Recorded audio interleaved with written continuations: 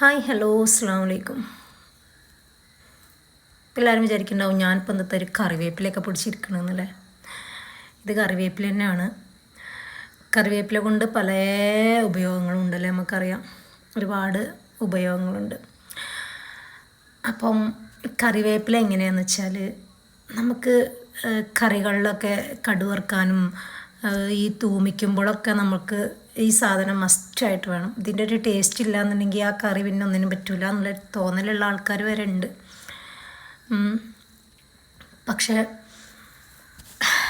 നല്ല മണമുണ്ട് കേട്ടോ.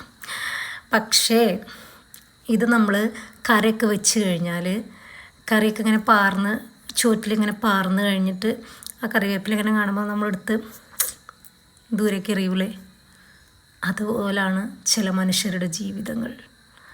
കറിവേപ്പില പോലെ എന്നൊക്കെ പറയുന്നിട്ടില്ലേ. കറിവേപ്പില എന്ന് പറഞ്ഞാൽ നമുക്ക് ഭയങ്കര യൂസിങ് ഉള്ളൊരു സാധനമാണ്. നമുക്കൊരുപാട് ആവശ്യങ്ങളുണ്ടാവും. ഹെയർ പാക്ക് വരെ കറിവേപ്പില കൊണ്ട് നമ്മൾ ചെയ്യാറുണ്ട്. പക്ഷേ ആവശ്യം കഴിഞ്ഞ് കഴിഞ്ഞാൽ ഇതിന് യാതൊരു വിലയില്ലാത്ത സാധനമാണ്. അതേപോലെ മനുഷ്യന്മാരുടെ ജീവിതം. ചില മനുഷ്യന്മാർ കേട്ടോ, എല്ലാവരെയും ഞാൻ അടിച്ചു പറയുന്നില്ല.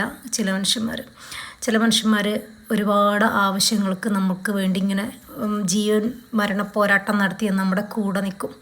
പിന്നെ ഒക്കെ കഴിഞ്ഞ് പിന്നെന്താവും, ലാസ്റ്റ് എന്താവും, പിന്നെ ആ മനുഷ്യൻ്റെ ആവശ്യം നമുക്ക് വരില്ല. പിന്നെ നമ്മൾ എവിടുന്നേലും കാണുമ്പോൾ ജസ്റ്റ് ഒന്ന് ചിരിക്കും. അതൊക്കെ കഴിഞ്ഞ കാര്യങ്ങളല്ലേ, അത് കഴിഞ്ഞു. അത്രേ ഉള്ളൂ മനുഷ്യന്മാരുടെ കാര്യം. ബന്ധങ്ങളും സ്നേഹങ്ങളൊക്കെ എന്നും നിലനിർത്താനുള്ളതാവണം. അപ്പോഴേ അതിന് വില ഉണ്ടാവുള്ളൂ.